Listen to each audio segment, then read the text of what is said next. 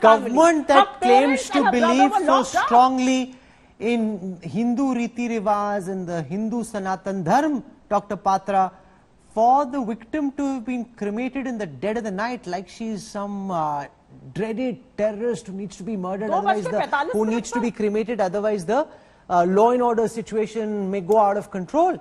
Why is your government acting in this fashion? You understand Hindu rituals better than most people.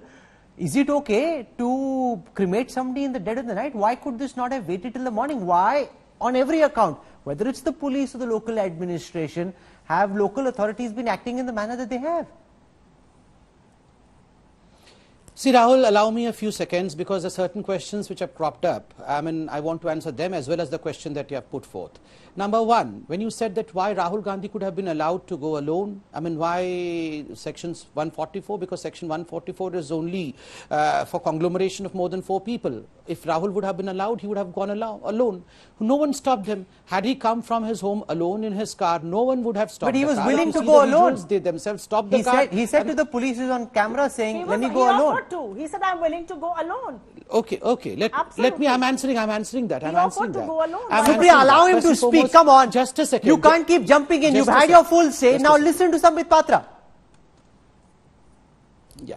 Thank you. See, first and foremost, if your intention was to come alone, you would have come alone from your home. Well, yes, even if you wanted to walk on the Yamuna Expressway alone, just imagine, would Rahul Gandhi walk alone for all these kilometers in Yamuna Expressway, and should the traffic there be halted? Because there the speed limit is 120 kilometers per hour. So all the vehicles should be stopped just because Mr. Rahul Gandhi is going to walk for 2 to 3 hours?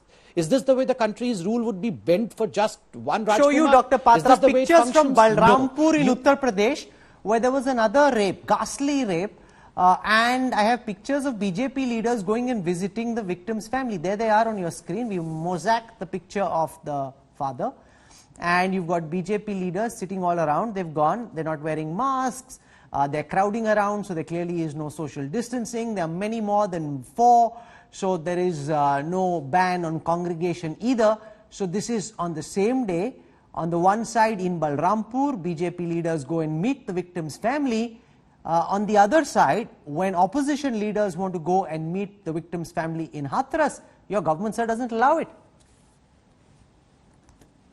Now, first and foremost, you have to understand that the local BJP leaders, the local MLA and the local MP, it is their duty, their prime duty to visit the victim's family and to help them get the compensation, to help them, in fact, get justice and to reassure them. That's their duty because they're local representatives, elected representatives. For instance, what happened in Rajasthan? We did not, from Delhi, walk down to Rajasthan. We did not go to Bharatpur and said that our leaders would be walking from here to Bari or to Jaipur because, in fact, in 24 hours, there has been 7 rape cases in Rajasthan. We did not do that because we know that law has to be followed. Secondly, your question was regarding the cremation of the unfortunate victim, I would say, in Hathras. Well, yes, sympathy is something which we all have to show. Sensitivity is something which we all have to bear. I mean, insensitive behavior, particularly of a policeman who was laughing and smiling while the cremation was going on, absolutely not allowed. He should be suspended. I have been saying that on your channel since yesterday, not to be allowed.